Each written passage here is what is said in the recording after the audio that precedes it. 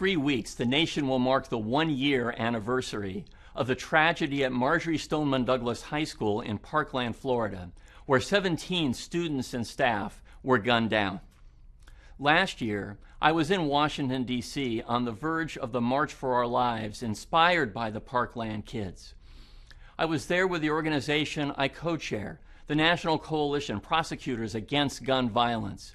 Our purpose was to stand with lawmakers, prosecutors, police chiefs, and students from Parkland, as well as others, to give voice to the national desire that there be a focus in Congress on preventing gun violence and demand that there be hearings on the bills that were then pending. One of the Parkland students who was with us was Alea Eastman. Alea was in her Holocaust Studies class when the bullets began to fly. She wasn't sure what to do when the shooting started. And then she saw Nicholas, a colleague of hers just across the aisle, fall to the ground. So Alea fell to the ground too, thinking that might be a way to keep herself safe. But it wasn't. The bullets continued to fly. So Alea pulled Nicholas's dead body over hers to protect herself from the gunfire that never seemed to stop.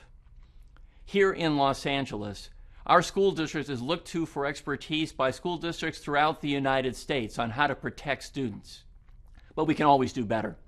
I know this because my office prosecutes adults when kids bring guns that haven't been safely stored to school. And I'm aware of instances where just an act of courage or a last-minute intervention prevented what could have been a real tragedy.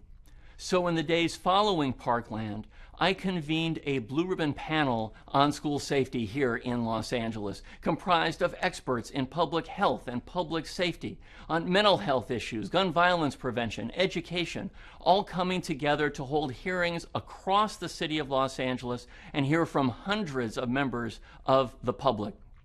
The panel came up with 33 recommendations, and unlike other efforts across the country on school safety, ours was comprehensive, focusing on access to guns and access to mental health, on conditions on school campuses and in communities, on how to design schools better and assure that threats are reported early and accurately. The scope of the challenge is reflected in the breadth of our proposals. For example, we know that kids bring guns to school because they haven't been safely stored by adults. In fact, in most instances, when kids have been involved in shootings, they've gotten the gun from the home of a family member or a relative.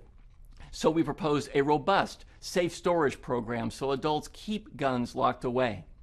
Because kids often bring weapons to school, not because they want to hurt somebody else, but to protect themselves, especially to and from campus, we propose a robust safe passages to and from school program in the district and a new level of collaboration across jurisdictional lines by law enforcement partners in neighborhoods. And while most people with mental health issues don't commit acts of violence, school shooters often have confronted mental health issues. And so we focus on the issue of getting more mental health professionals into schools in the LAUSD. And so I was particularly heartened to see that one result of the recent negotiation between the school district and the teachers union has been to place more mental health professionals on campuses. But ultimately, school safety, like so many issues, is a function of leadership. And in a school district with a wide array of safety-related programs, it's imperative that there be one person in charge who's exclusively focused on implementing and integrating those many projects. Now, when we first proposed this fall, the multiple recommendations in our report, the district was confronting the threat of the school strike that eventually came and wasn't prepared to focus as much on school safety as must be the case now. Won't you join me in urging members of the school board and the superintendent to make school safety a top priority? Call them, email them, and join me in an effort to assure that we aren't standing together mourning another tragedy that we could have prevented. I'm Mike Feuer, the Los Angeles City Attorney.